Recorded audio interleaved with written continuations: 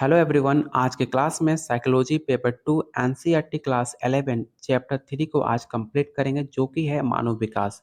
ये टॉपिक आपके BPSC 3.0 state 2024 के लिए काफ़ी ज़्यादा महत्वपूर्ण है, क्योंकि इस टॉपिक से आपके प्रीवियस ईयर क्वेश्चन में 3 से 4 सवाल पूछे गए थे।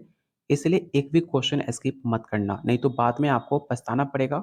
अगर आप साइकोलॉजी पेपर 2 की तैयारी कर रहे हैं तो आप लोग के लिए प्रैक्टिस सेट और थ्योरी दिया जा रहा है सिर्फ 200 में, जिसके अंदर आपको 15 प्लस क्वेश्चन आंसर आपको मिलेगा।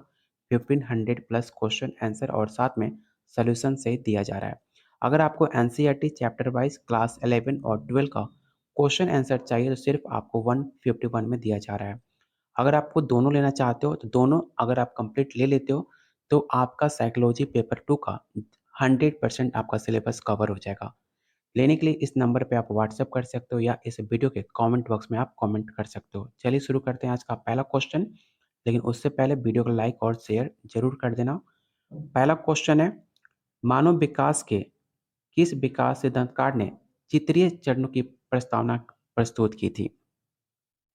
पहला ऑप्शन है Sigmund Freud, Erik Erikson, Jean पियाजे या ऑप्शन डी है लॉरेंस कोलरबर्ग। तो इसका राइट आंसर ऑप्शन आपका बी हो जाएगा, एरिक एरिक्सन। क्या आप बता सकते हो एरिक एरिक्सन ने कौन सा सिद्धांत दिया था?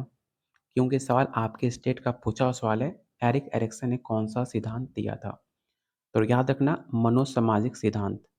मनोसामाजिक सिद्धांत के अनुसार मनुष्य को बचपन से लेकर वृद्धावस्था तक पहुंचने में 8 चरण से गुजरना पड़ता है।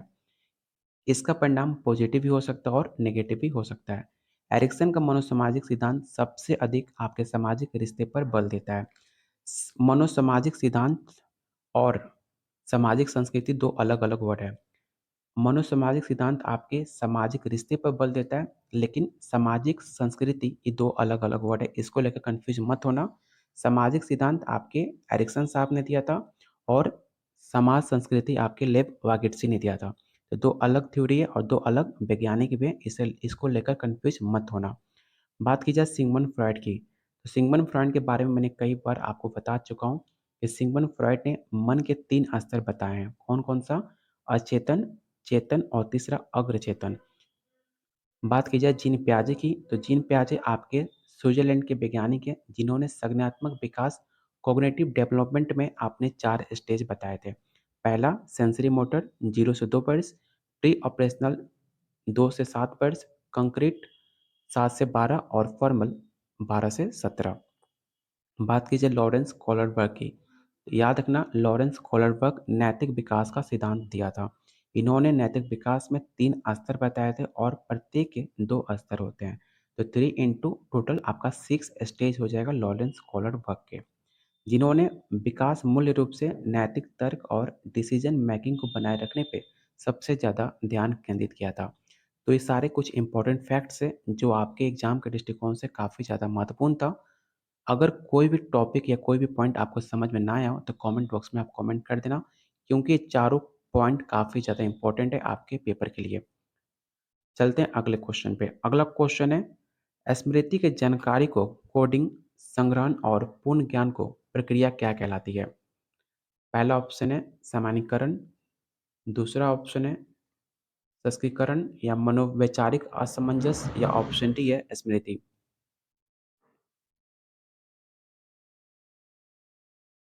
तो इसका राइट आंसर ऑप्शन आपका डी हो जाएगा।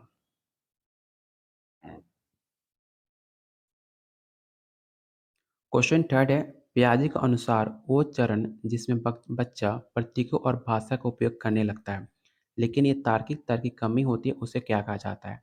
तो जस्ट मैंने आपको पियाजे के 4 स्टेज बताए थे, उसी से एक क्वेश्चन आपसे पूछा जा रहा है कि पियाजे के अनुसार वो कौन सा स्टेज है जिसमें बच्चा सिंबल और लैंग्वेज को समझ पाता है, लेकिन लॉजिकल थिंकिंग क्वेश्चन को सॉल्व नहीं कर पाता है। तो उसको कौन सा स्टेज में आप बताओगे?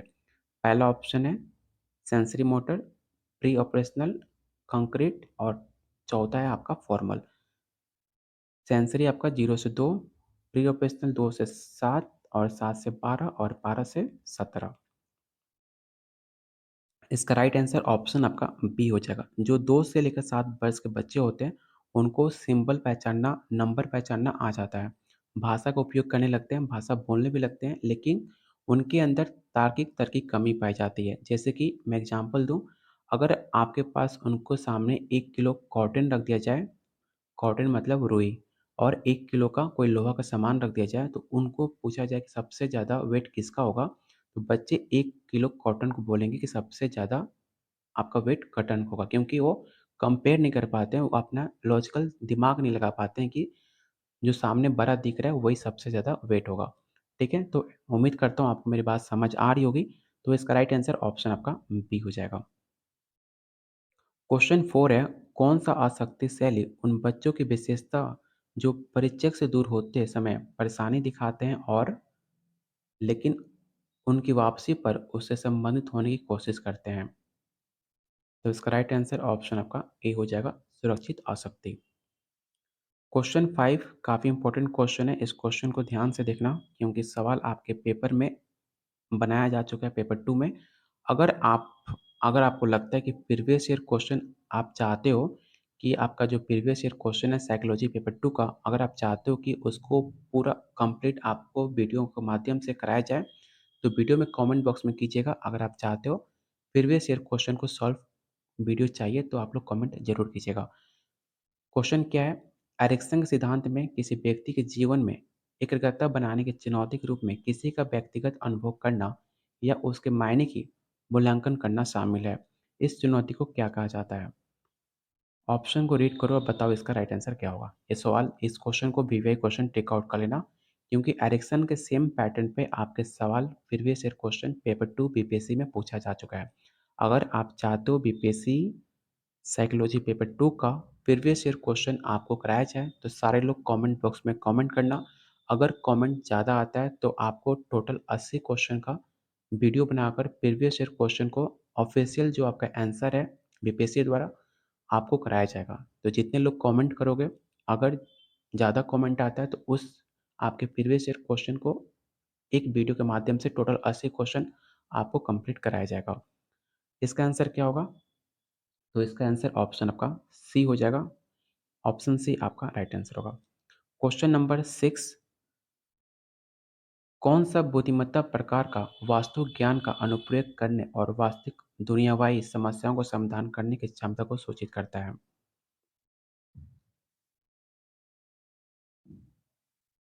तो इसका राइट आंसर ऑप्शन आपका ए हो जाएगा।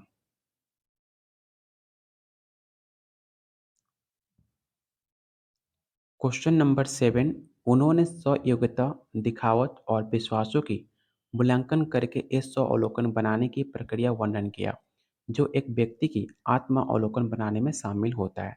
इस प्रक्रिया को क्या कहा जाता है? सामाजिक तुलना, स्व-महत्व, पहचान निश्चित या ऑप्शन डी है भूमिका विस्तार?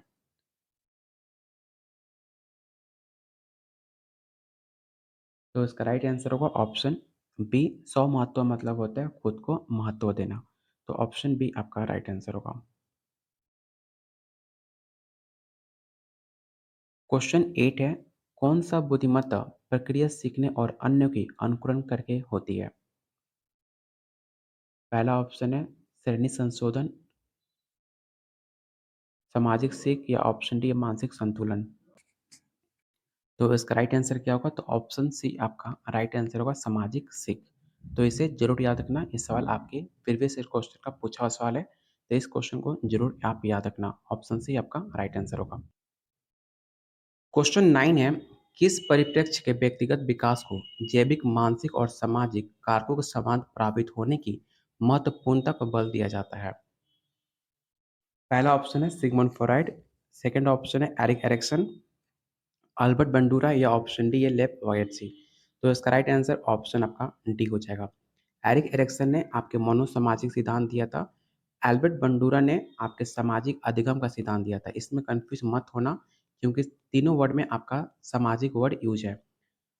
एरिक्सन ने मनोसामाजिक, अल्बर्ट बंडूरा सामाजिक और तीसरा आपका लेव वायर्ट्जी ने सामाजिक संस्कृति के बारे में बात किया, जैसे इंग्लिश में सोशल कल्चर और सामाजिक अधिगम का सोशल लर्निंग, और आपका एरिक एरिक्सन ने मनोसामाजिक सिद्धांत दिया था। एल्बर्ट बंडूरा ने किस पे अपना प्रयोग किया था? तो बेबी डॉल पर अपना प्रयोग किया था, बेबी डॉल पर। तो ये सारे पॉइंट इसे याद रखिएगा। ऑप्शन इसका डी राइट आंसर हो जाएगा। क्वेश्चन 10 है, किसी समस्या को हल समझने की एकाग्र समझ को क्या कहा जाता है? तो इसको अंतदर्शन कहते हैं। अंतदर्शन इंग्लिश में इंट्रोस्पेक्टिव मेथड कहते हैं, जिसे अपने आप में देखना या आत्मा का निरीक्षण करना अंतदर्शन कहलाता है। तो ऑप्शन ए आपका राइट आंसर होगा। क्वेश्चन 11 है, एरिक्सन के सिद्धांत में किशोर अवस्था में संबंध स्थापित करने का प्राथमिक विकासीय कार्य क्या है? पहला ऑप्शन है पहचान बनाने की चुनौती, संबंध बनाने की चुनौती, या ऑप्शन सी है सिद्धात्मक बनाने की चुनौती, या ऑप्शन डी विश्वासों को स्थिरता बनाने की चुनौती। तो एरिक्सन ने आपने किशोर अवस्था में सबसे ज़्यादा चुनौतीपूर्ण कार्य माना है संबंध बनाने का चुनौती। तो ऑप्शन बी आपका राइट आंसर होगा। क्वेश्चन नंबर 12, कोलरबर्ग के अनुसार नैतिक तर्क का वो स्तर जिसमें नियमों का पालन करने और सजा से बचने पर आधारित है, उसे क्या कहा जाता है? आपके पास 4 ऑप्शन है और बताओ इसमें राइट आंसर क्या होगा? मैंने आपको जस्ट बताया था कोलरबर्ग के 3 स्तर होते हैं, 3 लेवल बताया था और उसके हर लेवल के 2 अलग लेवल होते हैं। तो टोटल आपके 6 लेवल बताए थे नैतिक विकास के कोलरबर्ग ने। तो आपको बताना इसका राइट आंसर क्या होगा? ऐसा कौन-सा स्तर है जिसमें बच्चे जो होते हैं आपके नियम को पालन करते हैं और सज़ा से बचने पे आधारित मानते हैं?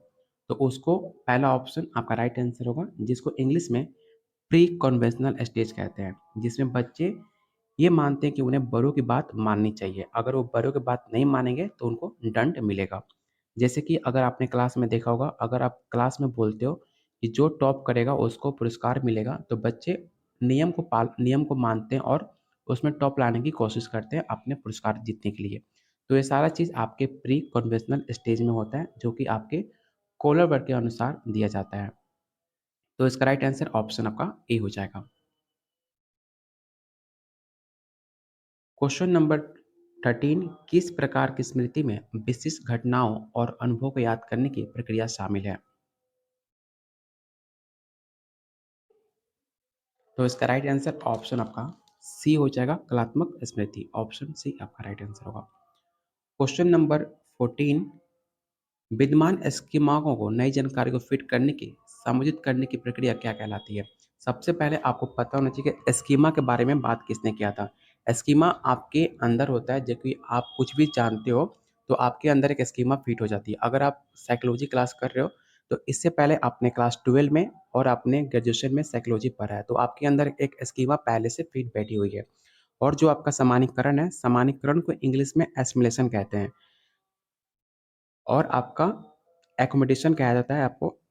एस्टिमेशन क्या होता है? जो आपके अंदर पहले से स्कीमा बना हुआ है, अगर आप क्लास 12 में आपने साइकोलॉजी पढ़ा है अभी और अभी फिर से आपने पीजी में साइकोलॉजी हाई लेवल का आपने साइकोलॉजी पढ़ लिया, तो उसको एसिमिलेशन कहते हैं। और जब उसको अपने अंदर फिट करोगे, उसको अपने अंदर ग्रहण करोगे, तो उसको एकोमोडेशन कहते हैं। तो इसका राइट आंसर क्या होगा? आपसे पूछा जा रहा है समायोजित करना, तो समायोजित करना आपका सामान्यीकरण हुआ, एसिमिलेशन हुआ। तो इसका ऑप्शन ए आपका राइट आंसर होगा। जहाँ भी आपका समायोजित वर्ड दिखे, समायोजित, तो इसका राइट आंसर ऑप्शन ए होगा, सामान्यीकरण, जिसे इंग्लिश में एसिमिलेशन कहते हैं। तो ऑप्शन ए आपका राइट आंसर होगा। क्वेश्चन नंबर 15, कौन सी आसक्ति शैली एक शिशु और उसके प्राथमिक देखभाल के बीच भावनात्मक संबंध को सूचित करता है?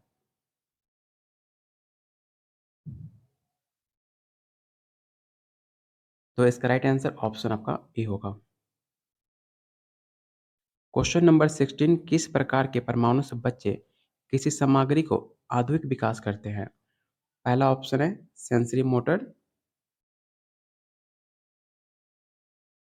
सेकंड ऑप्शन है प्री प्री ऑपरेशनल, और आपका कंक्रीट, और चौथा आपका फॉर्मल है। जस्ट मैंने आपको बताया था, पूरा अच्छे से डिफाइन करके मैंने आपको समझा दिया पियाजे का 4 स्टेज। और इसका राइट आंसर क्या होगा? तो सेंसरी मोटर होगा, जो 0 से 2 वर्ष के बीच होता है।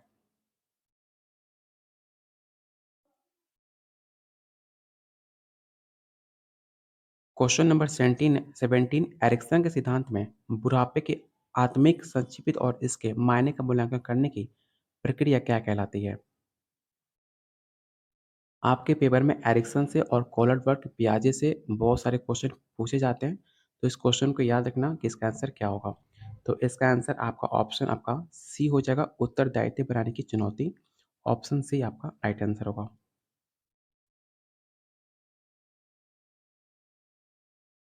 उस प्रक्रिया को क्या कहा जाता है जिसे हम देखकर और नकल करके सीखने की प्रक्रिया समझते हैं? तो काफ़ी आसान सा सवाल है, इसका आंसर क्या होगा? तो उसका राइट आंसर ऑप्शन आपका सी होगा, सामाजिक सीख। जैसे कि आपने देखा होगा जिस आप समाज में रहते हो, हर कोई एक-दूसरे को देखकर सीखने की कोशिश करता है। अगर नकल उसको करना चाहिए जिसके अंदर कुछ अच्छी क्वालिटी हो। अगर सामने वाले का नकल कर रहे हो, अगर वो क्वालिटी अच्छी नहीं है, तो उसका जो बैड मैनर है वो आपके अंदर आ जाएगा। लेकिन आजकल सबसे ज़्यादा जो नकल जो नेगेटिव चीज़ होती है, लोग उसको सबसे ज़्यादा ग्रहण करते हैं। जो पॉज़िटिव चीज़ होती हैं, उसको एक्सेप्ट नहीं करते हैं, उसको कैप्चर नहीं करते हैं। जितनी भी आपके नेगेटिविटी है आपके सोसाइटी में, मैक्सिमम लोग उसको कैप्चर करता है। जैसे कि स्मोकिंग करना, ड्रिंकिंग करना, बहुत सारे ऐसे काम हैं जो आपके गलत हैं।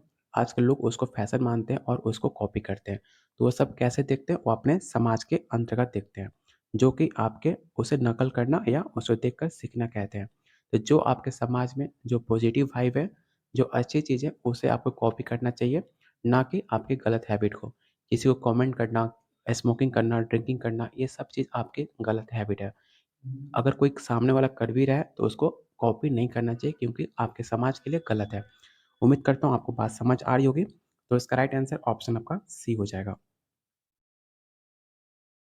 अगला क्वेश्चन है, कौन-सा विकास के चरण में जिनागन की गंदी और सफ़ेद बालों जैसे शारीरिक परिवर्तन शामिल होते हैं? मतलब आपको बताना है कि गंदी हैबिट और आपके सफ़ेद बालों पे शारीरिक परिवर्तन कब होता है? बचपन में या 7 से 12 के एज में या आपका 18 के प्लस या आपके वृद्धावस्था में? आपको बताना है इसका राइट आंसर क्या होगा? तो इसका राइट आंसर ऑप्शन आपका सी हो जाएगा। बाल सफ़ेद होना आजकल बच्चे का बाल आपके साथ के ऊपर जैसे बच्चे जाते हैं तो उनका बाल आपका व्हाइट होने लगता है। तो आपके सफ़ेद बाल होना कोई ज़रूरी नहीं है कि आपका बाल सफ़ेद बुढ़ापा में हो। बाल सफ़ेद आपका 10 से 12 साल के बाद भी हो सकता है, क्योंकि वो आपके खान-पान पे डिपेंड करता है आप क्या खा रहे हो। तो बाल बाल सफ़ेद होना कोई बड़ी बात नहीं है, लेकिन इसका राइट आंसर जो क्या होगा तो ऑप्शन सी आपका राइट आंसर हो जाएगा। क्वेश्चन 19 तक रहने देते हैं, इसके बाद अगले वीडियो में हम इसे कंप्लीट करेंगे। टोटल आपका कितना क्वेश्चन है? टोटल आपका 44 क्वेश्चन है। आज के वीडियो में क्वेश्चन 19 क्वेश्चन रहने देते हैं क्योंकि मेरा तबीयत ठीक नहीं लग रहा। बार-बार मेरा गला फँस रहा है और मुझे खाँसी आ रही है। तो वीडियो को क्वेश्चन 19 तक रहने देते हैं। इसके अगले वीडियो में हम क्वेश्चन 20 से स्टार्ट करेंगे और 44 क्वेश्चन तक हम कंप्लीट करेंगे। ठीक है? और आप लोग को बता दूँ कि आपको डेली लैंग्वेज पेपर का और आपके जीके जीएस का क्लास चल रहा है। डेली लैंग्वेज पेपर 5 बजे और जीके जीएस आपका डेली 6 बजे आपको वीडियो मिलता है आपके यूट्यूब पे। तो लैंग्वेज पेपर और जीके जीएस देखना बिल्कुल मत भूलिएगा, क्योंकि दोनों वीडियो आपके बीपीएससी 3.0 के लिए काफ़ी ज़्यादा महत्वपूर्ण है। इस क्लास में आपका प्रीवियस ईयर क्वेश्चन को भी शामिल किया गया है। तो प्रीवियस ईयर क्वेश्चन और आपके नए क्वेश्चन दोनों मिलाकर लैंग्वेज पेपर और जीके जीएस डेली आपको कराया जा रहा है। लैंग्वेज पेपर 5 बजे और जीके जीएस आपके 6 बजे। तो दोनों वीडियो मिस मत कीजिएगा। अगर आपको साइकोलॉजी का प्रीवियस ईयर क्वेश्चन का वीडियो चाहिए, आप चाहते हो कि आपके 2023 में 2.0 में आपका जितने भी साइकोलॉजी क्वेश्चन हुए थे, अगर आप चाहते हो कि उस पे वीडियो बनाया जाए, तो वीडियो पे कमेंट कीजिए। जितना कमेंट आएगा, बहुत जल्द आपके वीडियो लाया जाएगा। तो आप पे डिपेंड करता है कि आप प्रीवियस ईयर क्वेश्चन वीडियो चाहते हो कि नहीं चाहते हो। अगर आप इसका प्रैक्टिस सेट लेना चाहते हो, तो आप लोग के लिए सिर्फ़ 300 में आपको दिया जा रहा है, जिसमें आपको 1500 प्लस क्वेश्चन, आंसर और सॉल्यूशन और आपको थ्योरी दिया जा रहा है सिर्फ़ 200 में। एनसीईआरटी का chapter wise question answer class 11 और 12 का मिल जाएगा 151 में। दोनों मिलाकर आपको 300 में मिल जाएगा, जिसका रेट हो रहा है 350, लेकिन आपको दोनों साथ में लेते हो तो आपको 300 में मिल जाएगा। लेने के लिए इस नंबर पे व्हाट्सएप कर सकते हो या इस वीडियो के कमेंट बॉक्स में कमेंट कर सकते हो, और प्लीज़ वीडियो को लाइक और शेयर किया करो। लाइक शेयर आप करते नहीं हो, वीडियो 400-500 लोग देखते हैं, लेकिन वीडियो पे मुश्किल से 50-60 लोग लाइक करते हैं। तो लाइक कैपेसिटी बढ़ाओ, पैसा नहीं लगने वाला आपका। लाइक करोगे तो आपका भला होगा, आपका पेपर काफ़ी अच्छा जाएगा। तो जितने लोग वीडियो देख रहे हो, लाइक करो तभी आपका पेपर अच्छा होगा। मैं आपके लिए प्रे करूँगा जितने लोग लाइक करोगे। ठीक है? तो वीडियो को लाइक और शेयर करना बिल्कुल मत भूलना।